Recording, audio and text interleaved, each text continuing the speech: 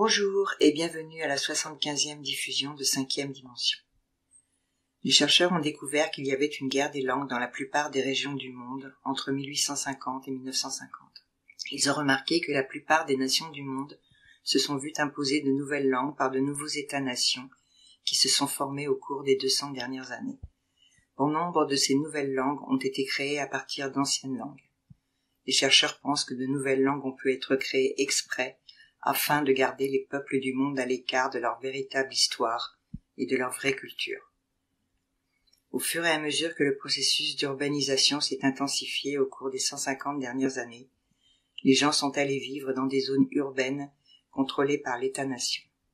Les écoles, la radio, la télévision, les journaux et les livres ont promu les langues nouvellement créées et ces langues modernes ont remplacé les vraies langues que les gens parlaient à l'origine.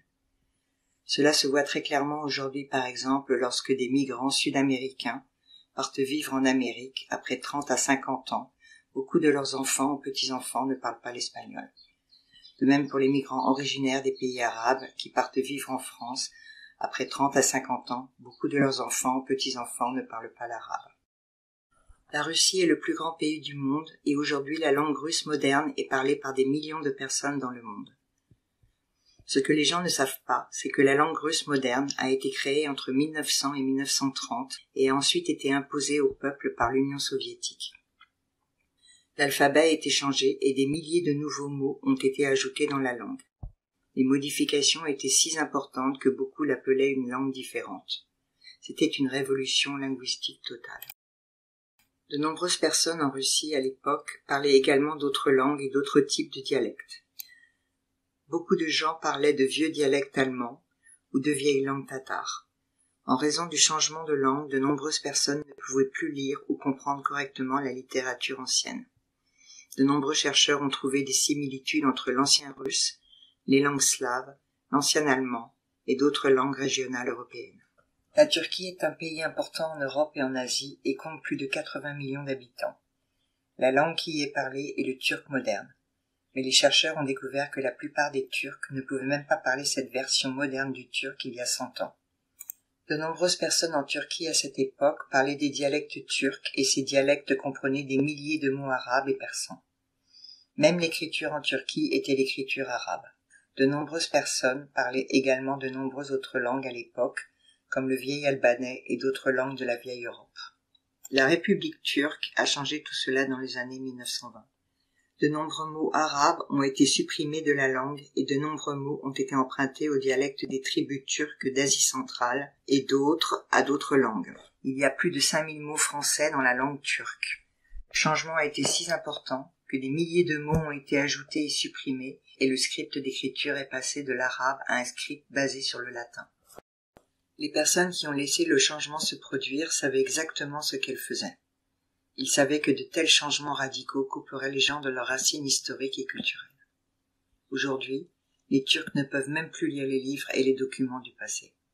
Aujourd'hui, en Allemagne, la langue parlée est l'allemand standard. Ce que les gens ne savent pas, c'est que la langue allemande standard moderne est une fausse langue qui a été créée artificiellement entre 1800 et 1900 et a été imposée au peuple allemand et autrichien. La radiodiffusion dans les années 1930 a été utilisée pour promouvoir la nouvelle langue allemande standard. Même dans les années 1950 et 1960, de nombreuses personnes parlaient différents dialectes en Allemagne et de nombreux autres ne parlaient pas l'allemand moderne standard comme première langue.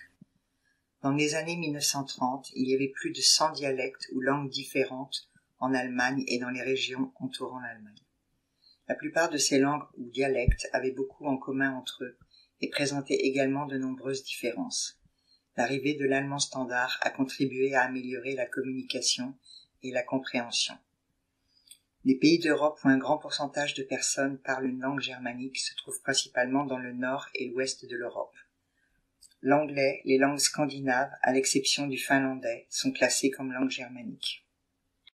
L'Italie est aujourd'hui un pays important d'Europe avec plus de 60 millions d'habitants. La langue qui est parlée est l'italien moderne, mais les chercheurs ont découvert que la plupart des Italiens ne pouvaient même pas parler cette langue il y a 100 ans.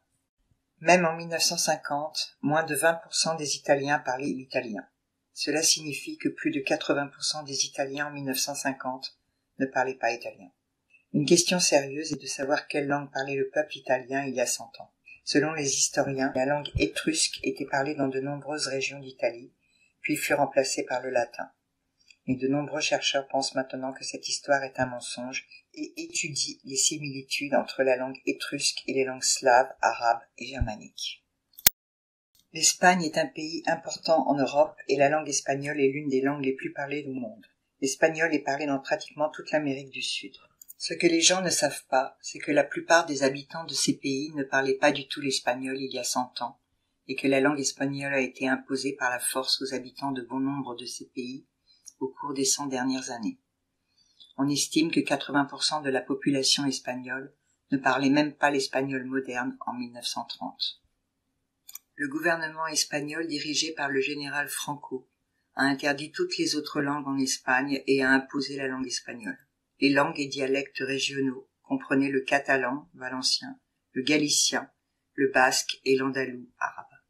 Le général Franco savait que s'il pouvait remplacer la culture d'origine, la langue et l'histoire du peuple, alors il pouvait créer la nouvelle Espagne qu'il souhaitait créer. Un schéma similaire de changement de langue a pu être observé dans de nombreux pays à travers le monde au cours des 150 dernières années. De nombreux chercheurs ont remarqué que cette politique avait peut-être été faite délibérément pour éloigner les gens du passé et cacher la véritable histoire du monde. Les chercheurs sont arrivés à la conclusion que non seulement l'histoire du monde avait changé, mais que les langues des gens avaient également changé. Pourquoi quelqu'un voudrait-il changer les langues du monde entier? Une chose importante que les chercheurs ont remarquée est que plus de la moitié des habitants d'Europe et d'Amérique, en 1900, ne vivaient pas dans les zones urbaines, mais dans des villages ou à la campagne. Les historiens affirment que le taux d'alphabétisation était bien inférieur avant 1900. Ce qui est normal si les langues ont été changées et que les gens devaient en apprendre une nouvelle. Plus de 70% des enfants des zones urbaines étaient inscrits à l'école aux États-Unis d'Amérique en 1900, mais nombre d'entre eux n'y allaient pas régulièrement. On estime que seulement 10% des enfants âgés de plus de 13 ans étaient inscrits dans des écoles secondaires. Quelle langue était l'original? L'anglais, le français, l'hébreu, l'arabe, le slave ou le sanskrit? C'est une autre question que se posent les chercheurs.